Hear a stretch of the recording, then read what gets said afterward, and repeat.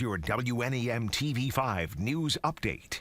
Good evening, everyone. I'm David Custer. Here's a look at some of our top stories tonight. A rescue attempt took place on the Saginaw River this morning. Saginaw police and a dive team responded near Fordney and Rust Road, searching for a man who jumped from the bridge into the river. And I ran over there, and I see him in the water, and I told him, I see him with a thick coat, and I told him, take your coat off, take your coat off. And as soon as I'm about to jump, he went under. Saginaw police now say the man's body has been recovered. His identity has not been released. The body found in the Saginaw River last Friday has been identified. Saginaw police say the person is Medinus Cosby. The 21-year-old went missing in November. Police say dental records were used to identify Cosby. Autopsy results have not yet been released. 2 people are dead after an incident in Davison. Police say a 67-year-old Lapeer County man arrived at a home on West 3rd Street between M15 and North Genesee Street Wednesday afternoon and made contact with his wife, who was already at the home.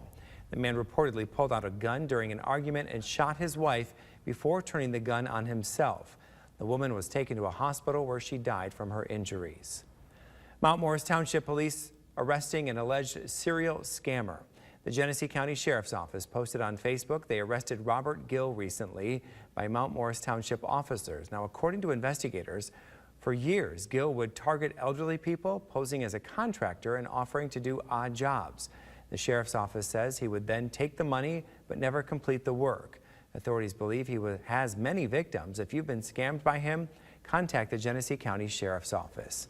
Now here's Chris with your forecast. David, some radar returns showing up tonight, indicating some rain and snow overhead in parts of the area, and not much of this actually reaching the ground. The better chance for that has been to our south and east most of the day and will likely continue to be that way as we go through the rest of tonight. Eventually, though, we do have some colder air moving in and also the northerly winds, which should eventually kick up some lake effect snow. That snow will likely continue at times into Friday morning before eventually coming to an end by around lunchtime or shortly thereafter. We'll even have a chance for some increasing sunshine before the day comes to a close on Friday.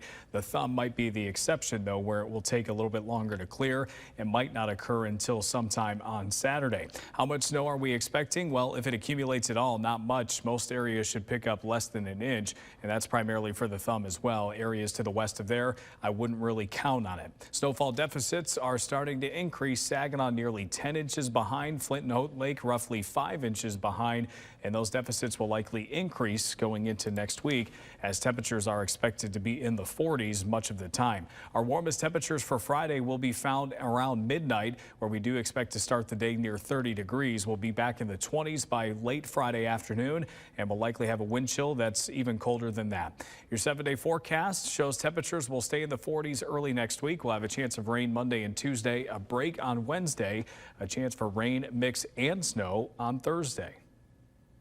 Remember to tune into WNEM TV5 on air and online 24/7 for the latest news, weather, and information.